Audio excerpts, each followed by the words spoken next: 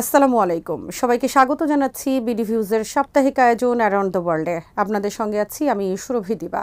সপ্তাহের গুরুত্বপূর্ণ কিছু খবরের বিশ্লেষণ থাকছে আমাদের আজকের আয়োজনে। প্রতিবেদনগুলো তৈরি করেছেন ফারজানা তানিয়া। ফিলিস্তিনি প্রতিরোধ আন্দোলন হামাসের পলিট ব্যুরো প্রধান ইসমাইল হানিয়া হত্যাকাণ্ডকে কেন্দ্র করে মধ্যপ্রাচ্যের রাজনীতি ভয়াবহ হয়ে উঠেছে। এই ভয়াবহতার পরিধি কত বড় তা সংশ্লিষ্ট পক্ষগুলোর মন্তব্য থেকে আঁচ করা যায়। হত্যার বদলা নেয়ার শপথ নিয়েছে হামাস সহ মধ্যপ্রাচ্যের প্রতিরোধ সংগঠনগুলো। হামাসের রাজনৈতিক ব্যুরোর সদস্য মুসা আবু মারজুক বলেছেন, এই হত্যাকাণ্ড বিনা জবাবে পার পাবে না। ঘটনার পরপরই ইরানের সরকার এবং সামরিক বাহিনীর সিনিয়র কর্মকর্তারা হত্যাকাণ্ডের প্রতিক্রিয়া নির্ধারণ করতে বৈঠকে বসেন। দেশটির সর্বোচ্চ নেতা আলী খামিনি বলেছেন, সন্ত্রাসী ইসরায়েলকে কঠোর শাস্তির মুখোমুখি করা হবে। হামাস নেতার রক্তের প্রতিশোধ নেওয়া আমাদের কর্তব্য। হানিয়া হত্যাকে কেন্দ্র করে কাতার, তুরস্ক, রাশিয়া, চীন, মালয়েশিয়া সহ অনেক দেশ ইসরায়েলের বিরুদ্ধে কঠোর ভাষায় কথা বলেছে।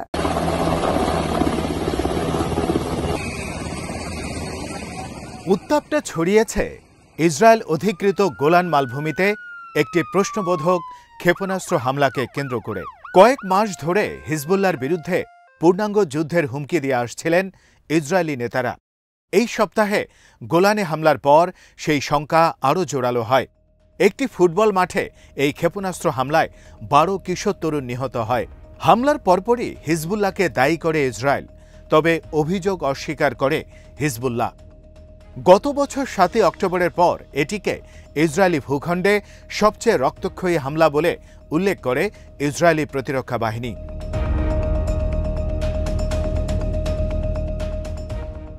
বাহিনীর প্রধান মুখপাত্র ড্যানিয়েল হ্যাগারি বলেন, ইরানের তৈরি 100 পাউন্ড ওয়ারহেড বহনে সক্ষম ফালাক 1 রকেটের মাধ্যমে হিজবুল্লাহ এই হামলা চালায়। হামলার প্রতিক্রিয়ায় ইসরায়েলি প্রধানমন্ত্রী বেঞ্জামিন নেতানিয়াহু বলেন, এজন্য হিজবুল্লাহকে চড়া মূল্য দিতে হবে। এই হুমকির পর লেবাননের রাজধানী বৈরুতে হিজবুল্লাহর এক শীর্ষ কমান্ডারকে টার্গেট করে বিমান হামলা এবং তেহরানে ইসমাইল হানিয়ার উপর ক্ষেপণাস্ত্র হামলা হয়।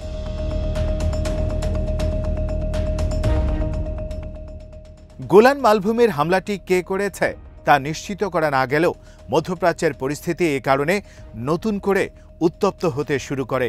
এই হামলাকে কেন্দ্র করে ইসরায়েল লেবাননে হামলা চালালে তাদের চরম পরিণতি ভোগ করতে হবে বলে হুঁশিয়ার করে দেন ইরানের নতুন প্রেসিডেন্ট মাসুদ পেজেশকিয়ান। তিনি বলেন, লেবাননে যে কোনো সম্ভাব্য ইসরায়েলি হামলা তেল আবিবের জন্য গুরুতর পরিণতি বয়ে আনবে।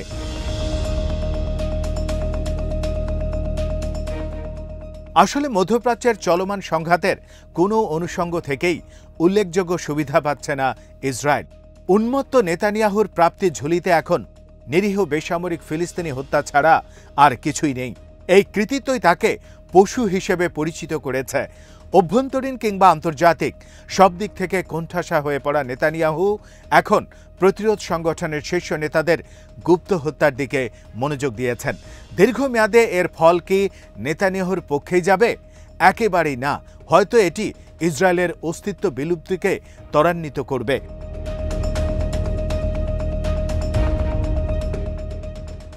সব জায়গা থেকে সামরিকভাবে ইসরায়েলের বিপর্যস্ত হওয়ার খবর আসছে। গাজা, লেবানন, ইয়েমেন, ইরাক সব এলাকার যোদ্ধারা এই সপ্তাহে দখলদারদের ভিত নাড়িয়ে দেয়া বেশ কিছু হামলা চালিয়েছেন। ফিলিস্তিনি যোদ্ধাদের অভিযানে আরও ভারী মর্টার শেল, উন্নত স্নাইপার রাইফেল, শক্তিশালী এক্সপ্লোসিভ ডিভাইস ও পেনিট্রেটিং ডিভাইস ব্যবহৃত হয়। তারা ইসরায়েলি সেনাদের অবস্থান নেওয়া বাড়ি ধরে ধরে হামলা চালিয়েছেন। এতে বহু সেনার প্রাণ গেছে।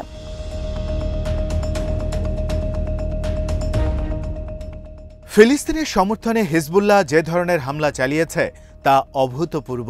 এই সপ্তাহে তাদের আকাশ প্রতিরক্ষা ইউনিট লেবাননের আকাশ সীমায় শত্রুদের বহু যুদ্ধবিমান লক্ষ্য করে অ্যান্টি এয়ারক্রাফট মিসাইল ছোড়েন। এরপর যুদ্ধ বিমানগুলো পালিয়ে যেতে বাধ্য হয়। তাছাড়া ইসরায়েলে প্রতিদিন 10 থেকে 12 দফা অভিযান চালিয়েছেন তারা। ঝাঁকে ঝাঁকে রকেট এবং আত্মঘাতী ড্রোন গিয়ে লক্ষ্যবস্তুতে নিখুঁতভাবে আঘাত হেনেছে। এতে বহু ইসরায়েলি সেনা মারা গেছেন, বহু নজরদারি যন্ত্রপাতি ধ্বংস হয়েছে, বহু ঘাঁটি ধসে পড়েছে, অনেক স্থানে অগ্নিকাণ্ড ঘটেছে।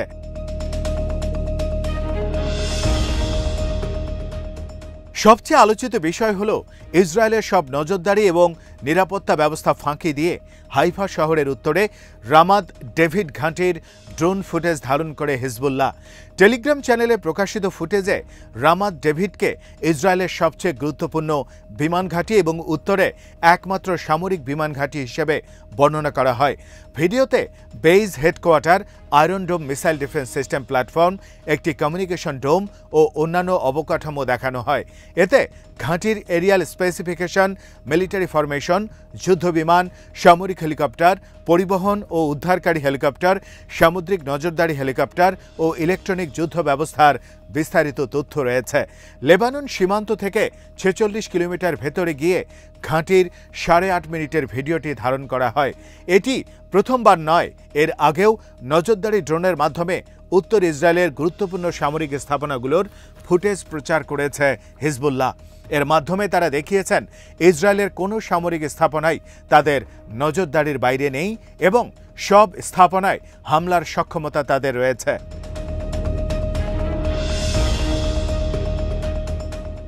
এই সপ্তাহে ইরাক ও সিরিয়ায় মার্কিন নেতৃত্বাধীন ঘাঁটিগুলোতে বড় ধরনের রকেট হামলা হয়েছে। গাজা যুদ্ধের শুরুর দিকে এ ধরনের হামলা ঘন ঘন ঘটলেও সম্প্রতি তা অনেকটাই কমে গিয়েছিল। ইরাকের আনবার প্রদেশে আইন আল আসাদ ঘাঁটিতে অন্তত 4টি রকেট আঘাত হানে। হামলায় ড্রোনও ব্যবহৃত হয়। সিরিয়ার দেইর এজোর প্রদেশের কনকো গ্যাসক্ষেত্রের কাছে অবস্থিত ঘাঁটিতে রকেটের ব্যারেজে আঘাত হানে। রকেটগুলো ইরান সমর্থিত যোদ্ধাদের নিয়ন্ত্রিত এলাকা থেকে ছোড়া হয়।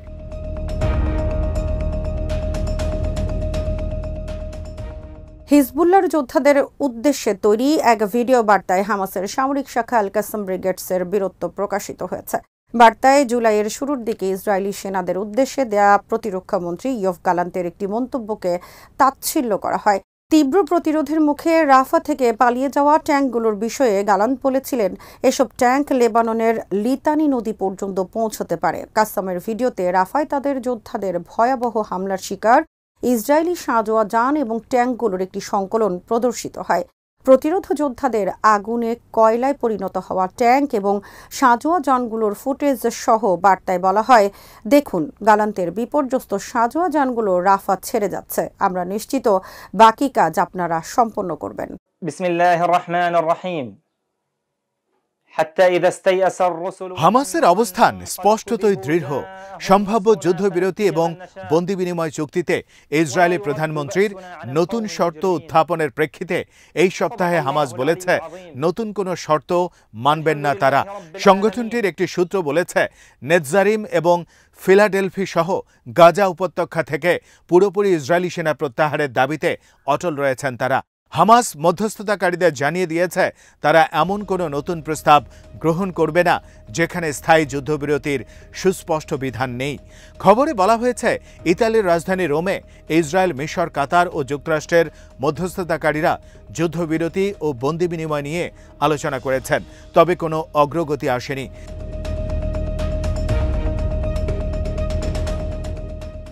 এই সপ্তাহে আন্তর্জাতিক অঙ্গনে ঘটে যাওয়া বেশ কিছু ঘটনায় বেকায়দায় পড়েছে ইসরায়েল। নেতানিয়াহু এবং তার প্রতিরক্ষা মন্ত্রী ইয়োভ গ্যালান্তের বিরুদ্ধে আন্তর্জাতিক অপরাধ আদালতে গ্রেপ্তারি পরোয়ানার অনুরোধকে চ্যালেঞ্জ করবে না বলে নিশ্চিত করেছে যুক্তরাজ্য।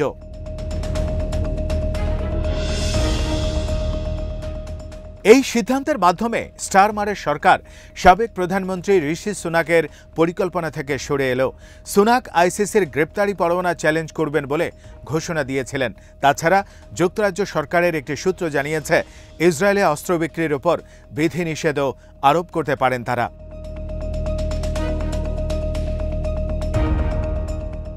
রাশিয়ার পররাষ্ট্রমন্ত্রী সের্গেই ল্যাভরভের বক্তব্য নেতানিয়াহুকে মর্মাহত করেছে। ল্যাভরভ বলেছেন হামাসকে নির্মূল করার ব্যাপারে ইসরায়েল যে লক্ষ্য ঠিক করেছে তা অবাস্তব। মালয়েশিয়া সফরের সময় তিনি বলেন মুসলিম বিশ্বের সমর্থন থাকায় হামাসের অস্তিত্ব শেষ হবে না। রুশ মন্ত্রী বলেন ইসরায়েল বলছে হামাসকে সম্পূর্ণ নির্মূল না করা পর্যন্ত গাজা যুদ্ধ শেষ হবে না, কিন্তু আমার এবং আমার মতো অনেক পররাষ্ট্রমন্ত্রীর মত হচ্ছে এটি অবাস্তব মিশন। হামাস তার অস্তিত্ব ধরে রাখবে এবং তাদের যথেষ্ট সক্ষমতা রয়েছে। পাশাপাশি এই সংগঠনের প্রতি মুসলিম বিশ্বের সমর্থন রয়েছে।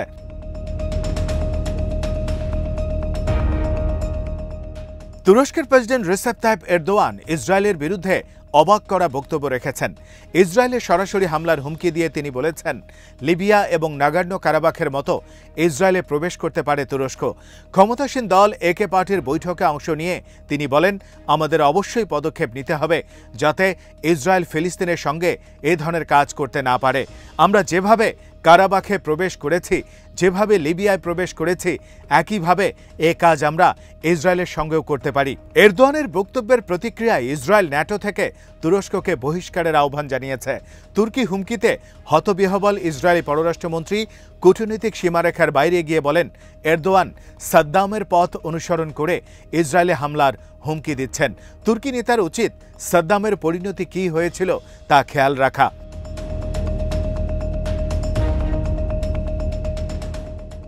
হামাস এবং ফিলিস্তিনের ভবিষ্যতের জন্য বড় উদ্যোগ গ্রহণ করে চীন।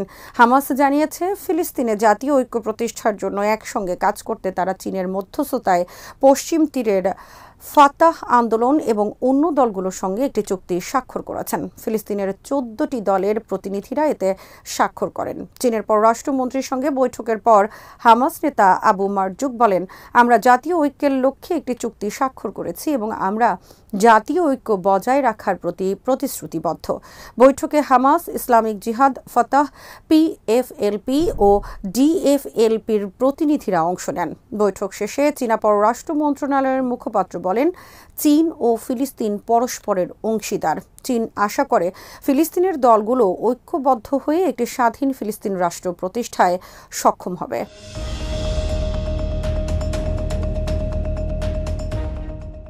নেতানিয়াহু সম্প্রতি মার্কিন যুক্তরাষ্ট্র সফর করলেও সেখানে মোটা দাগে অপমানিত হয়েছেন। সফরে যুদ্ধবিরতির জন্য তার ওপর রিপাবলিকান কিংবা ডেমোক্রেট দুই তরফ থেকে চাপ এসেছে।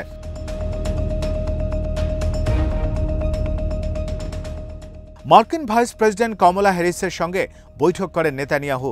বৈঠকে গাজা যুদ্ধ নিয়ে নিজের উদ্বেগের কথা ইসরায়েলি প্রধানমন্ত্রীকে জানান হ্যারিস। বৈঠকের পর সাংবাদিকদের বলেন, এই যুদ্ধ এখন বন্ধের সময় এসেছে।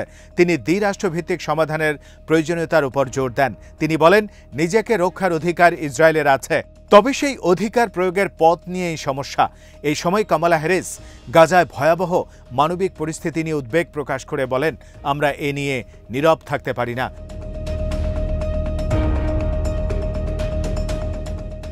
মার্কিন কংগ্রেসে নেতানিয়াহুর ভাষণ নিয়ে দেশটিতে তীব্র প্রতিবাদ হয়েছে। গাজায় নিরীহ জনগণের ওপর ভয়াবহ গণহত্যা চালানোর কারণে মার্কিন সিনেট ও প্রতিনিধি পরিষদের বহু সদস্য ভাষণ বয়কট করেন। দুই কক্ষের ডেমোক্রেটদের প্রায় অর্ধেক সদস্য এ সময় অনুপস্থিত ছিলেন। নির্বাচনী প্রচারের কথা বলে কমলা হ্যারিসও নেতানিয়াহুর ভাষণের সময় অনুপস্থিত ছিলেন। ভাষণ চলাকালীন কংগ্রেস সদস্য রাশিদা তালিব ফিলিস্তিনি জাতীয়তাবাদের প্রতীক কেফিয়া পড়ে একটি সাইন উঁচু করে রেখেছিলেন, যার এক পাশে লেখা ছিল গণহত্যাকারী, অন্য পাশে লেখা ছিল যুদ্ধাপরাধী।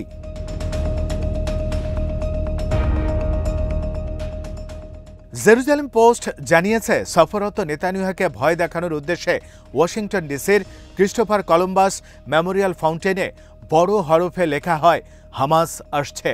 বিক্ষোভকারীরা ওই স্থান থেকে মার্কিন পতাকা সরিয়ে ফিলিস্তিনি পতাকা বসিয়ে দেন এবং হামাসের পক্ষে আরও অনেক স্লোগান লেখেন। বিক্ষোভকারীদের কেউ কেউ স্লোগান দেয়, নেতানিয়াহু, তোমাকে মূল্য দিতে হবে, প্রতিরোধী একমাত্র পথ, সমাধান একটাই, ইন্তিফাদা।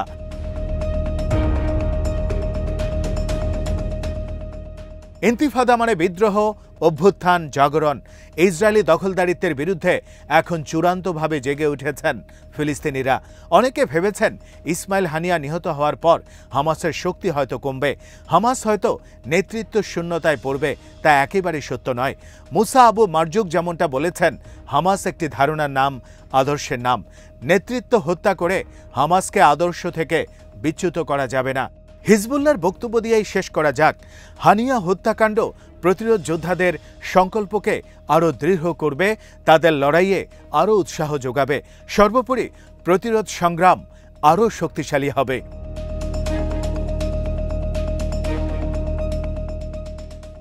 আজ এখানেই শেষ করছি। সবাই ভালো থাকুন, সুস্থ থাকুন আর দেখতে থাকুন বিডি ভিউজ। চ্যানেলটি ভালো লাগলে সাবস্ক্রাইব করুন। সংযুক্ত থাকুন আমাদের ফেসবুক পেজে। আল্লাহ হাফেজ।